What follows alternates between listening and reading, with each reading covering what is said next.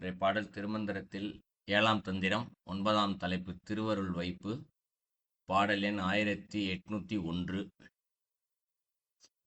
அருளால் அமுத பெரும் கடலாட்டி. இது முதலடி. ஸோ அருளால் ஒரு பெரிய அருள் இருக்கு. அந்த அருள் எப்படி கிடைக்குது அப்படின்னா, போன பாடல்ல முடிச்சிருப்பாரு, அருளால் என் அகம் புகுந்தானே அப்படின்னு சொல்லி முடிச்சிருப்பாரு. ஸோ இறைவனுடைய அருளால நந்தி என்று சொல்லப்படும் இறைவன் குருவாகவே அவர்களுக்கு உள்ளே புகுந்தானே, என் என் நந்தி அப்படின்னு சொல்லுவார். ஸோ உலகத்திற்கே குருவாக இருக்கக்கூடிய இறைவன் இந்த உடம்புக்குள்ள, எண் என்றது ஏற்கனவே நம்ம சொல்லியிருக்கோம், உடம்பை குறிக்கும். ஸோ இப்போ அந்த உடம்புக்குள்ளேயே புகுந்தானே அப்படின்னு சொல்லியிருக்கோம். அப்போ உள்ள போயிட்டார் இறைவன். ஏற்கனவே உள்ள இருக்காரு, அதுல எந்த மாற்று கருத்தும் கிடையாது உள்ள. பட் நம்ம தெரிஞ்சிக்காம இருக்கோம். பட் தெரிஞ்சுக்கிட்டோம் அப்படின்னா, உள்ள இறைவன் இருக்கிறது உள்ள தெரிஞ்சுக்கிட்டோம் அப்படின்னா, உள்ள என்ன நடக்குதா? திருப்பி ஒரு அருள் கிடைக்குது உள்ள. ஏன்னா உள்ள இருந்து இறைவன் இப்ப வழிகாட்ட ஆரம்பிக்கிறாரு. இன்னைக்கும் இருக்காரு. ஆனா இப்ப நமக்கு குருவா இருந்து பல நேரங்கள்ல வழிகாட்டிட்டு தான் இருக்காரு. நம்ம தான் தெரிஞ்சுக்காம இருக்கோம். பட் அப்படி தெரிஞ்சுக்கும்போது என்னதான், அமுத பெரும் கடல் ஆட்டி அப்படிங்கிறாரு. ஸோ அமிர்தம் என்ன ஆயிடுச்சு? சகஸ்ர தலத்துக்கு மூலாதார சக்கரம். இந்த மூலாதாரத்துல இருந்து செல்லக்கூடிய குண்டலி சக்கரம் சகஸ்ர தலத்துக்கு போயிடுது. அப்ப அங்கிருந்து அமிர்தம் சுரக்க ஆரம்பிக்கிறது. அந்த அமிர்தம் கூட சுரக்குது அப்படின்னு சொல்றோம். ஆனா இந்த பாடல் சொல்றது பெரும் கடலாட்டி அப்படிங்கிறது. ஆட்டுதல் அப்படின்றது ஒன்றை சுரக்க வைக்கிறது இந்த இடத்துல. அப்ப பெரும் கடல் அளவிற்கு உள்ள கடல்ல எவ்வளவு தண்ணி இருக்கு நம்மளால அளவிட்டு சொல்ல முடியுமா? அவ்வளவு தூரம் அமிர்தத்தை உள்ள இருந்து ஊற்றெடுக்க வச்சுக்கிட்டே இருக்காராம். எப்படி ஊற்றெடுக்க வைக்கிறாரு? ஸோ இறைவன் குருவா தான் உள்ள நிக்கிறாரு. நின்று என்ன பண்றார்? நமக்கு வழிகாட்டி கொண்டே இருக்கின்றார். அவர் என்ன வழிகாட்டுறாரோ அவருக்கு வழிகாட்டுதலை நாம் செய்து கொண்டே இருக்கும் பொழுது இங்கு அமிர்தமானது சுரந்து கொண்டே இருக்கிறது. ஸோ இது முதல் அடியில சொல்றாரு. ரெண்டாவது அடியில அருளால் அடி புனைந்து ஆரமும் தந்திட்டு. இது ரெண்டாவது அடி சொல்றாரு.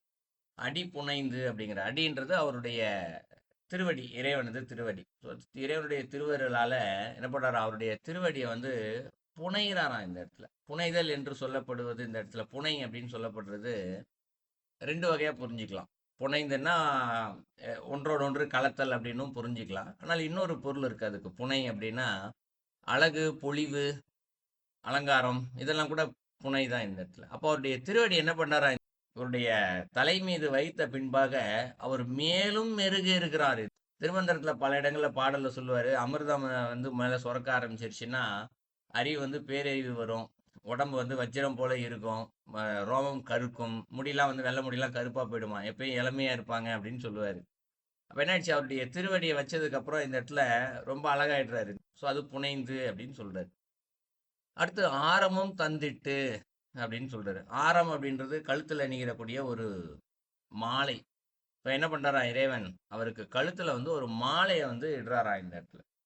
ஸோ கழுத்தில் இடப்படுகின்ற மாலை எதனை குறிக்கும் அப்படின்னு பார்த்தோம்னா, சாதகர் ஒரு சாதக மந்திரம் ஜபிச்சுக்கிட்டே இருக்காரு. இப்போ நம்ம கூட ஜபிக்கிறோம், ஒரு மந்திரம் ஜபிக்கிறோம்னு வச்சுக்கோ, ஓம் நமச்சிவாயா அப்படின்னு சொல்லி ஒரு மந்திரம் ஜபிக்கிறோம். இந்த ஜபிக்கின்ற மந்திரம் என்ன ஆகுது? அதனுடைய ஆற்றல் நமக்கு கிடைக்குது, அந்த ஆற்றல். ஆனா நம்மகிட்ட இருக்கா? எத்தனை முறை ஜெபிக்கிறோமோ அத்தனை முறை அதுக்கான செயலை செஞ்சுட்டு அது பாட்டுக்கு அதனுடைய வேலையை பார்த்துட்டு போயிடுது. ஆனா இந்த பார்ப்பனர்கள், அந்தணர்கள், வேதியர்கள் இவங்கெல்லாம் சொல்றவங்கலாம் பார்த்தீங்கன்னா கழுத்துல ஒரு பூணூல் போட்டிருப்பாங்க. யார் இந்த பூணூலை போட்டிருப்பாங்க அப்படின்னு பார்த்தா, இந்த காலத்துல ஒரு மந்திரத்தை யார் தொடர்ந்து உபதேசித்து கொண்டு ஜெபித்து கொண்டே இருக்கிறார்களோ அந்த மந்திரத்தினுடைய ஆற்றல் என்ன ஆகணுமா, அவங்க உடம்ப சுத்திக்கிட்டே இருக்கணும் அப்படின்றதுக்காக என்ன பண்ணுவாங்க, அதை பூணூலா கழுத்துல சுத்தி வச்சிருப்பாங்க. இப்போ மந்திரத்தை சொல்லிக்கிட்டே இருப்பாங்க. அந்த ஆற்றலோ அருளோ இறங்குது. இறங்கும் போது என்ன ஆகுமா, அந்த பூணூல் கழுத்தையும் இடுப்பையும் சுத்தி அப்படியே சுத்திக்கிட்டே இருக்கும். அதுக்காக அதை போட்டிருப்பாங்க. அப்ப என்ன ஆயிடுது? அவங்க காலையில ஒரு குறிப்பிட்ட நேரம் மந்திரம், காலையில ஒருக்க, சாயங்காலம் ஒருக்க சந்தியாவந்தனம்னு சொல்லுவாங்க, கேள்விப்பட்டிருப்பீங்க. ஸோ காலைல ஒருக்க, சாயங்காலம் ஒருக்க பூஜை செய்வாங்க. காலையில பண்ற மந்திர ஜபம் சாயங்காலம் வரைக்கும் இருக்கும். சாயங்காலம் பண்றது அடுத்த நாள் காலையில வரைக்கும் இருக்கும். அது ஒரு சில தத்துவம், பிலாசபில அது பண்ணிக்கிட்டு இருந்தாங்க. அந்த மாதிரி இப்போ இந்த சாதகர் இவர் என்ன நினைச்சுக்கிட்டு இருக்காரோ, இறைவனை நினைச்சுக்கிட்டே இருக்காரு, இறைவன் சொல்றது செய்யறாரு. ஏன்னா இறைவன் திருவடியை தலையில வச்சுட்டாரு, உள்ளுக்குள்ள குருவான் அகம் புகுந்துட்டாரு. அப்போ அவர் எப்படி இருப்பாரு? அவர்கிட்ட மேலும் அருள் வந்துகிட்டே அது என்ன செய்யுமா, அவருடைய கழுத்தை சுற்றி வந்து கொண்டே இருக்குமா. அவர் குறிப்பிட்ட கழுத்தை சுற்றி வந்து கொண்டே இருக்கும். அந்த இறை ஆற்றல் முழுசா அவரை சுத்திக்கிட்டே இருக்கும் என்பது ஒரு பொருள், ஆரம். இன்னொரு பொருள், தீமை எதுவும் அவரை அணுகாமல் இருக்கும் என்பது ஒரு பொருள். ஆரம் என்று சொல்லப்படுவது பாதுகாத்தலையும் இங்கு குறிக்கும். எப்படின்னா, இப்போ இவரு இறையருள் ஆற்றலோட இருக்காரு. இப்போ திடீர்னு உள்ள அகங்காரம் வந்துருச்சுன்னா, அகங்காரம்லாம் போனா தான் அமிர்தம் சுரக்கும். இறைவனே உள்ள வந்து புகுவாரு. அவருடைய திருவடியை எல்லாமே வைப்பாரு. திடீர்னு மனசளவுல ஒரு சின்ன எண்ணம், ஆஹா இறைவன் என் கூட இருக்காரு, வேற யாருக்கிட்டயுமே இல்லையே, இந்த எண்ணம் வந்துட்டா கூட அது அகங்காரம் தான் முழுசா, இல்லைங்களா? ஸோ அப்ப என்ன பண்றாரு, இறைவன் இதையும் வரவிடாமல் தடுக்கிறார். எப்படி தடுக்கிறாரு? கழுத்துல ஒரு மாலையை போட்டு தடுக்கிறாரு. ஸோ இதுக்கு தான் நம்ம ருத்ராட்சம், இந்த துளசி மணி மாலை இதெல்லாம் போட்டுட்டு இருக்கோம் இல்லைங்களா? இதுக்கெல்லாம் இது கூட ஒரு காரணம் தான். பல தீயவற்றை நம்மிடம் அணுகாமல் பார்த்து கொள்வதற்கு தான் இந்த துளசி மாலை, ருத்ராட்சம், வேறு சில மாலைகள், ஸ்படிக மாலை இதெல்லாம் அணியறதுக்கு காரணங்கள்லாம் கூட அதுதான். ஆனால் அதெல்லாம் போட்டவுடனே பெரிய சாமியார் மாதிரி பல பேர் வந்து தன்னை நினைச்ச இன்னும் கொஞ்சம் அகங்காரமே சேர்ந்து வருது பலருக்கு. ஆனால் அது அப்படி அல்ல. இது போடுறதுனால தான் தீயதை விளக்குறோம் அப்படின்றது தான் அதன் முழுமையான காரணமே. முதல்ல வேறு சில நன்மைகள் கூட இருக்கு, நான் மறுக்கல, இது புரிஞ்சுக்கிறதுக்காக சொல்றேன், அந்த ஆர என்பதற்காக. ஸோ இதான் இந்த இடத்துல அருளால் அடி புனைந்து ஆரம்பம் தந்திட்டு அப்படின்னு சொல்றதுக்கு ரெண்டாவது பொருள். மூணாவது, அருளான ஆனந்தத்து ஆரமுதூட்டி அப்படின்னு சொல்றாரு. ஸோ இப்போ என்ன செய்யறாரு, இடத்துல அமிர்தத்தை கொடுத்தாச்சு, அவருடைய திருவடியை வச்சாச்சு, பத்திரமா பார்த்துக்கவும் செய்யறாரு, தீய தண்டாம பார்த்துக்கிறாரு. இப்போ என்ன கிடைக்கும்? பரமானந்தம், பேரானந்தம் தான். ஸோ அந்த பேரானந்தத்தில் என்ன பண்றாரா, அவரு எப்பயுமே லயிச்சு கிடக்கிறாராம். பேரானந்தம் என்று வந்துருச்சுன்னா மனம் அதிலேயே லயிச்சு கிடக்கும், வேற சிந்தனைக்குள்ளேயே போகாது. மீதி சிந்தனைக்குள்ளனா நீங்க மீதி என்னென்னலாம் வருதோ அதெல்லாம் சிற்றறிவு தான். சிறிய ஆனந்தம் வந்து சிற்றறிவு தான். ஆனால் அது வந்து பேரானந்தம், பேரறிவு.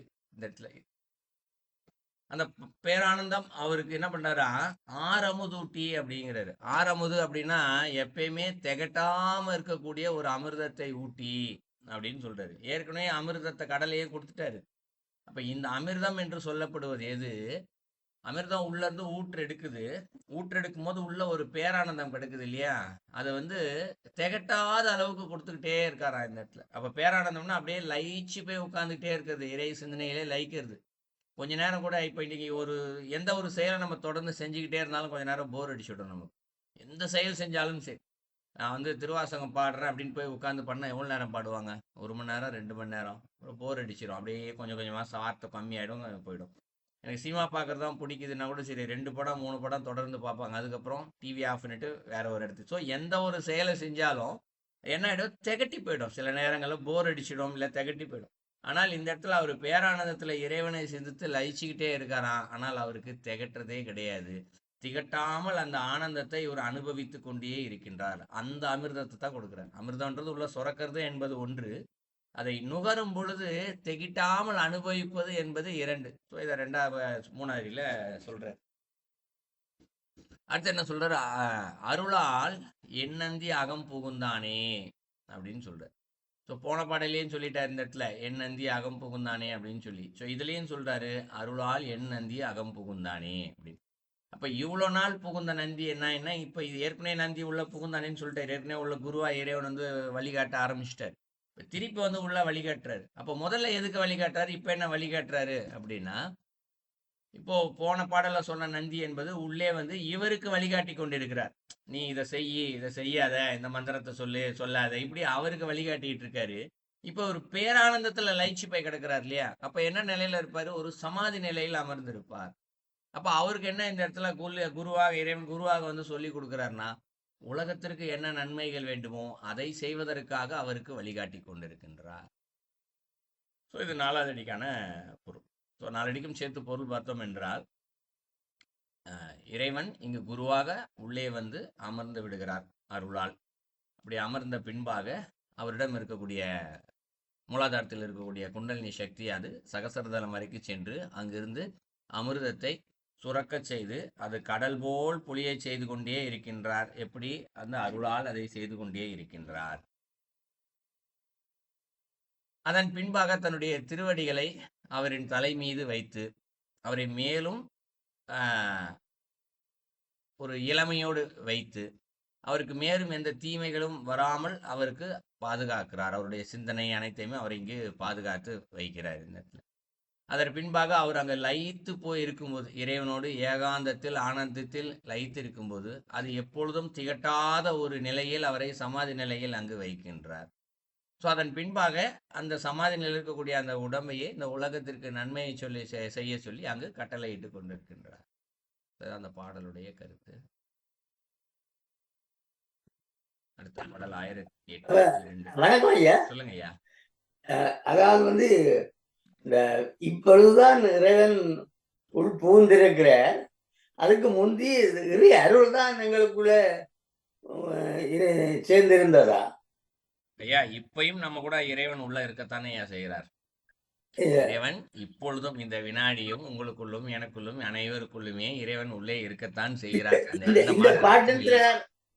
இந்த பாட்டின் பிரகாரம், மந்திரத்தின் பிரகாரம் இப்பதான் அந்த நாங்க பக்குவப்பட்ட பிறகுதான் உள்புகுந்திருக்கிறார். அதுக்கு முந்தைய எங்களை வழிகாட்டி கொண்டிருந்தது இது அருள் தானே எங்களை வழிகாட்டி கொண்டிருந்தது.